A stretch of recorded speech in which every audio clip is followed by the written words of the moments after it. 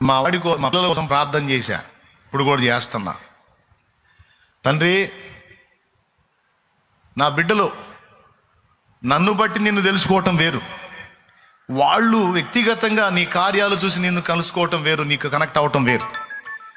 నన్ను బట్టి ఒకవేళ నీకు దగ్గర అయితే, నేనున్నంత వరకు వాళ్ళ విశ్వాసయాత్ర నడిచిద్ది. ఒకవేళ నేను లేకపోతే వాళ్ళు బలహీనపడే అవకాశం ఉంటుంది. అలా కాదు. నా పిల్లలు వ్యక్తిగతంగా నిన్ను కలుసుకోవాలి, నా పిల్లలు వ్యక్తిగతంగా నీతో కాంటాక్ట్ అవ్వాలి. నా బిడ్డల్ని నువ్వు కలుసుకో తండ్రి, నా బిడ్డల్ని నువ్వు ఆకర్షించుకొని నా కడుపున పుట్టిన బిడ్డల కోసం ప్రార్థన చేస్తా. ఆత్మీయంగా మీకోసం కూడా అదే ప్రార్థన చేస్తా. ఏమైనా అర్థమైందా నేను చెప్పింది? వాళ్ళని నువ్వు కలుసుకోయ్యా, నిన్ను వాళ్ళు వ్యక్తిగతంగా ఎరుగుండేటట్టు సహాయం చేయి.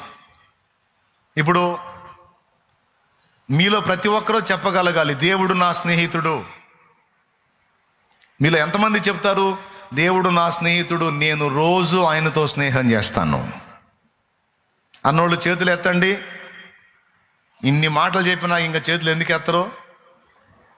స్నేహం చేయకపోయినా సరే ఎత్తుతారు, లేకపోతే ఇటు తిట్టిసేస్తాడు ఎందుకు వచ్చిన గొడవ అని. దేవునికి